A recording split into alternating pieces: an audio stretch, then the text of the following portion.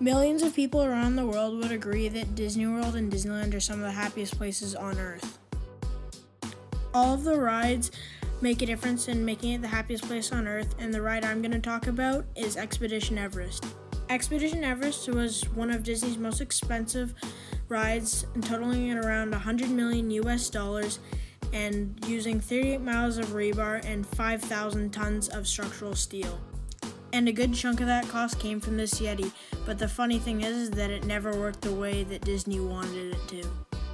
Apparently the Yeti was supposed to launch to the guests, but a couple months after the ride was open to the public, it broke down and they never got back to fixing it, so it doesn't quite do the same thing. And Disney's been saying they're going to fix it, but that's what they've been saying for the past 10 years. Transported you to the Himalayas? When you walked into it, it was kind of like a Buddhist type temple, and there was the prayer flags all around. I read some books about Everest, and that was pretty accurate. And then actually going up the mountain was really cool, and you saw the snow and going up, and then with the Yeti and all that, kind of the mystics of that. That really immersed me, I guess. Yeah. Okay. Thanks for your... Expedition Everest right away transports you to the Himalayas and makes you feel like you're about to go on an expedition with all these authentic props and being inside the building that you're in while you're waiting in the lineup.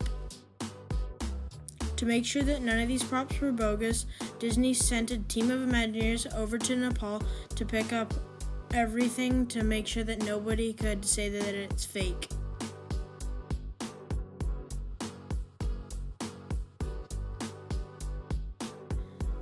So how does Expedition Everest make us feel like we're in the Himalayas? Well, first off, while you're in the lineup, everything around you and everything that you can see is authentic and from Nepal.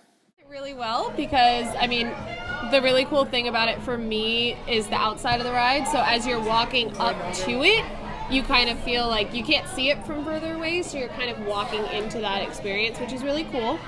And then the other thing I really like that kind of helps at transport is when you're going through the line, almost every single prop inside of that is real and taken from Everest itself and the surrounding base camps.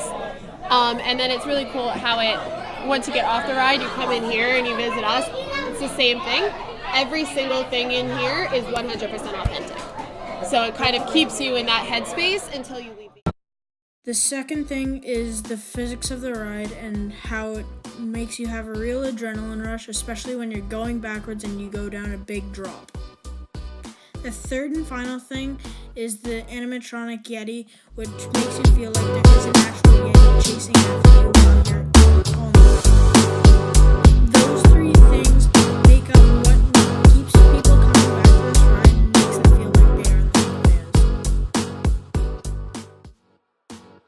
In my opinion, those two interviews backed up exactly what I said about how Expedition Everest makes you feel like you're in the Himalayas, with the physics of the ride, the authentic props, and the animatronics.